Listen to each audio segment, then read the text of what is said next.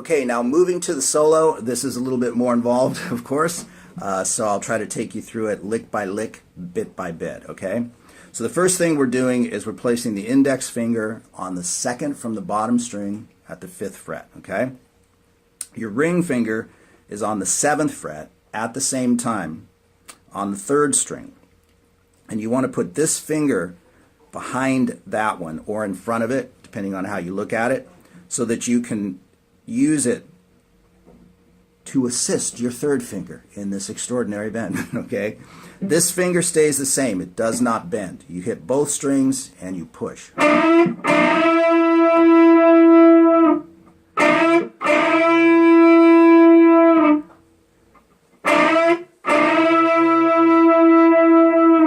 Okay?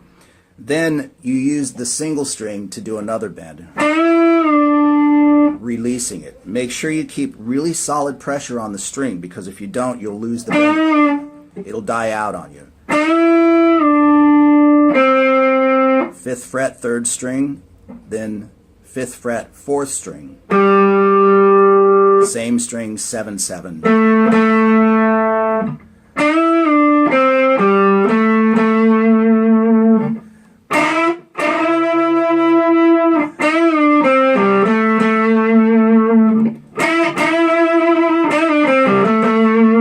Okay, then we move to the 5th fret on the 5th string, the A string, and we go 5 to 7.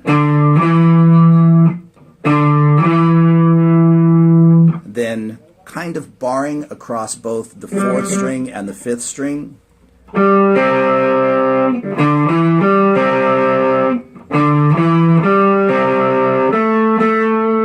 Back to 7 on the 4th string.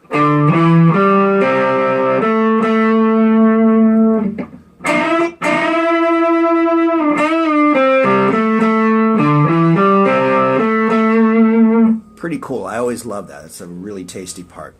Then on the 3rd string, we're going to slide from the 7th fret to the 9th fret. Use your 2nd finger, okay? That's really important because you're going to go.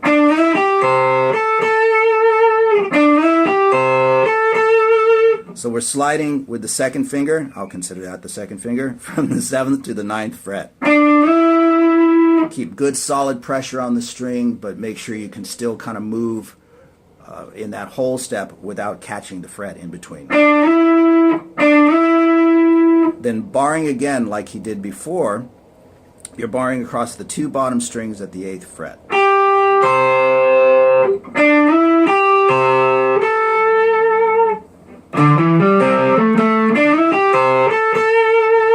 So it's like the same lick played an octave higher.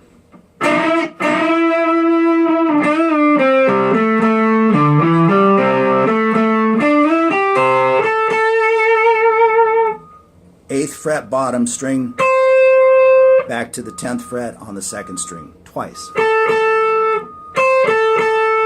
So we've got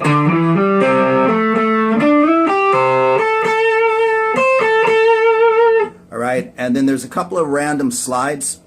Just grab it somewhere in the area you're in, I'm not kidding, and just on the bottom string and come back down on the 2nd string.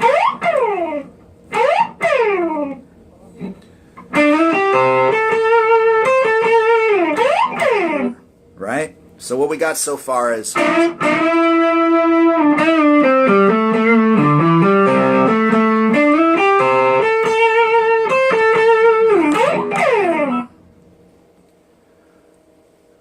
okay, the next lick is a classic page. You're at the 15th fret on the 2nd from the bottom string. Hope you can see that. Full step bend, so you want to put your other 2 fingers right in front of it for the support.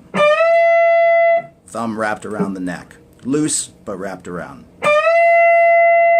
Then with your pinky, you're grabbing the bottom string at the 15th fret.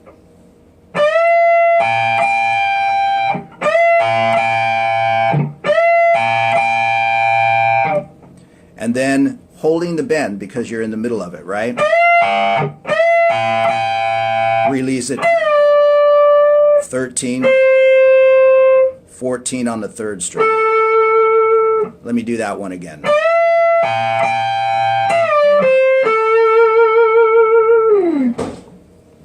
The next lick is really cool, kind of a little rockabilly flavor in it. Again, with the second finger, you're sliding from the 5th fret to the 6th, okay? Creating a kind of cool A major sound.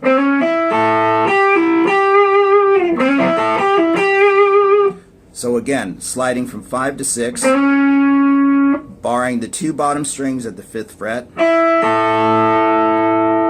then placing probably your ring finger. You can use your pinky, but I think the ring finger is just a lot stronger. And you do a pull off from the 8th fret to the 5th fret, and then back to the 8th fret, picking it.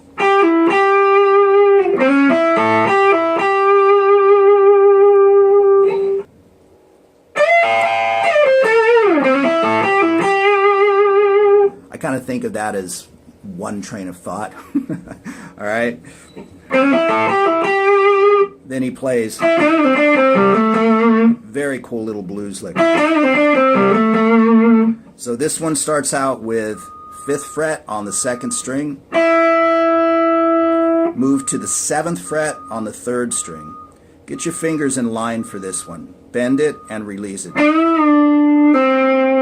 And you pull off to the 5th fret. That can be tricky if you haven't done this before, but once you get it, it'll be pretty cool.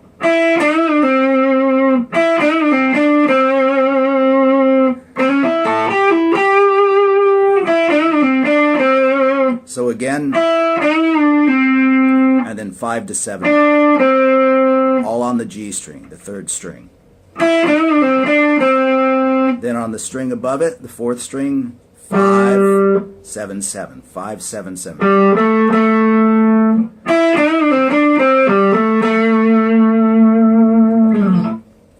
Okay, this next little phrase is pretty much played over the 7/8 part of this tune, and it's actually one of the weirder parts of the solo. It's not hard to play, but just timing wise.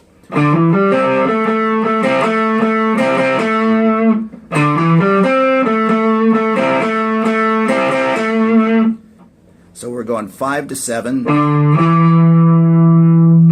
and that same riff again, where you're barring across the 4th string and the 3rd string at the 5th fret, and coming back to 7 twice on the D string. Then we're going 7th fret from the note you left off on, and barring across the 2nd and the 3rd string at the 5th fret.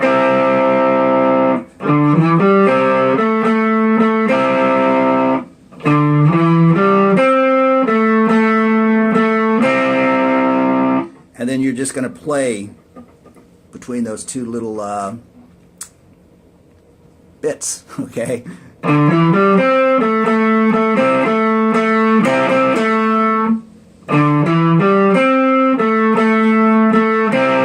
That's where we left off. Then it's twice at 7, and then twice at the bar, and back to 7.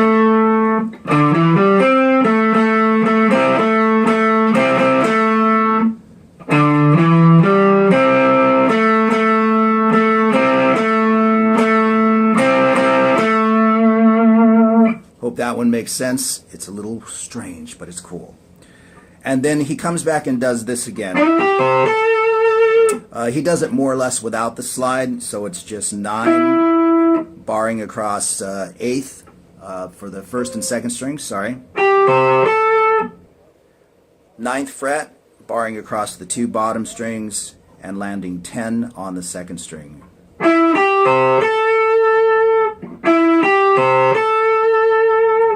Let's put that together.